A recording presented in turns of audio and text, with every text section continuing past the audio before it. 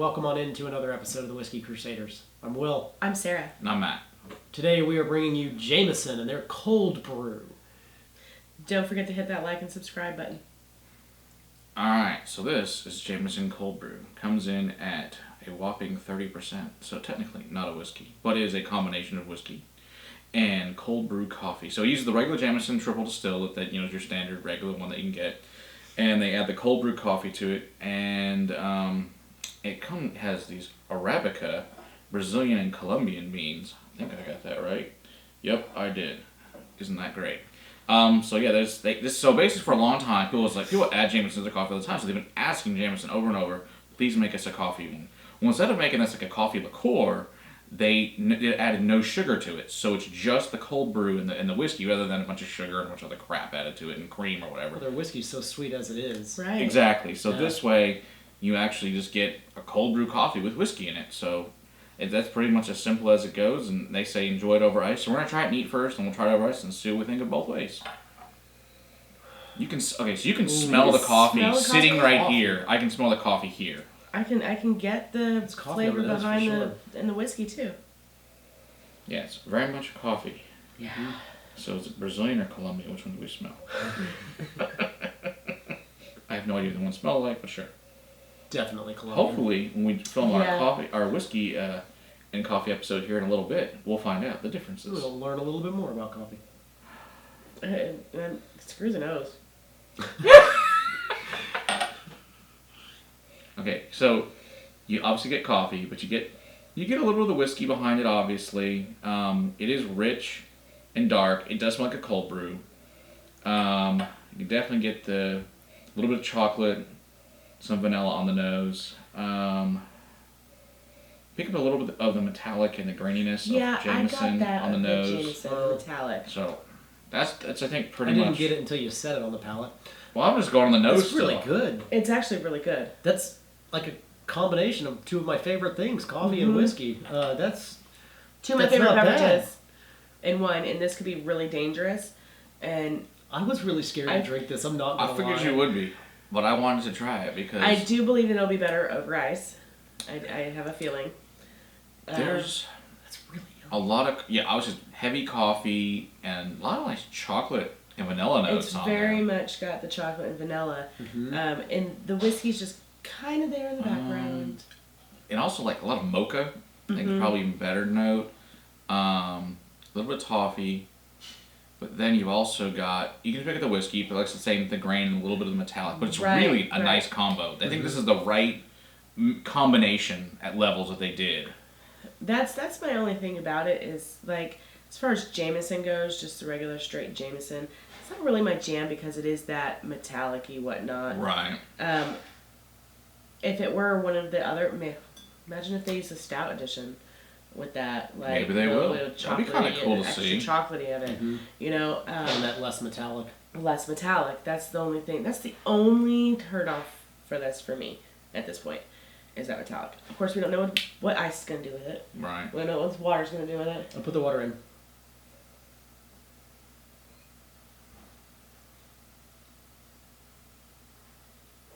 Not much. Yeah. No, it actually kind of dialed everything down a little bit, and it made it less flavorful. All right. So let's see what we can. So their suggestion is to use this beautiful, magnificent bastard giant Glencairn thing. Which I forget what the hell it's really called. I don't know. Canadian Glencairn or whatever. Sorry about that. So let's see. So they actually suggest pouring this over ice. So we're going to see, or in a cocktail, but we're just going to try it over ice and see what we get here. Give it a nice swirl around there. Nice and brown, of course. When you put things over ice, the nose is there's like the nose is basically gone. Right. It's going to subside. It smells like ice. Yeah. No, we're not really concerned about the smell at this point. See, I get coffee and ice. Tastes pretty damn good. Tastes like a cold brew. Actually, really like that over ice. Yes, I think that could hurt you very, very badly. Yeah, that could really creep up on you. I think you should be it's actually really good, and I would be really careful with that. I think it's be great. Even I think this is good summer or winter because if you like the coffee and you like this whiskey, that's really nice. It's really good over ice. Yeah, I think like it's an improvement over ice. I like it neat too. I do like it neat, but I think over ice, that's really good. And I'm not really a black coffee drinker in general. I usually need to have some kind of sweetener and like cream in my coffee, but the whiskey does give it just enough the sweetness. I think the only thing I would do it for me over ice would I'd probably add some half and half or something like that. Yeah, or you could always add some Baileys or something. Some Baileys or Kahlua or something. Oh yeah, any of those are good. Any of those things. I'm actually kind of glad they left this at 30%. I am too. It's because of how drinkable it is. Yes, if this was at 40, dangerous. It would be even more so, right? We're already talking about how dangerous this could be because of how ridiculously smooth it goes down. Right. Yeah, thank if God. If they would have left this higher, it would have been. Yeah, thank God it's only 30%. Yeah, because. Thank God. Tell me about the availability of this right now. It should be all over the country. Because I know it's new. But it says limited edition.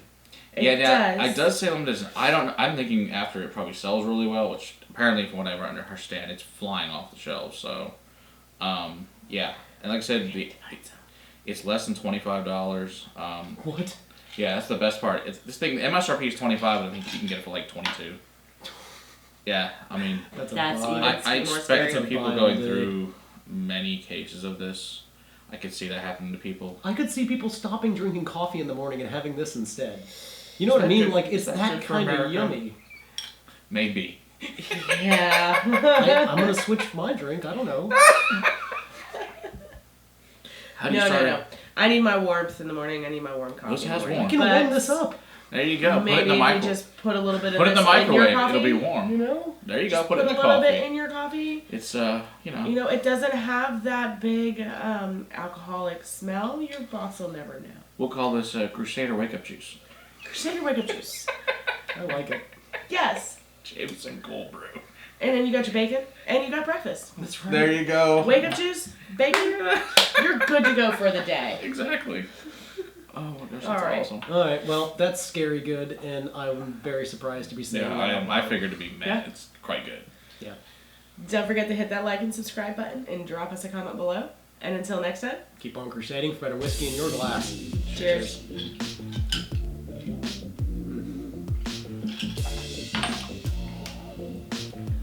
Good job, Jameson. Shockingly good.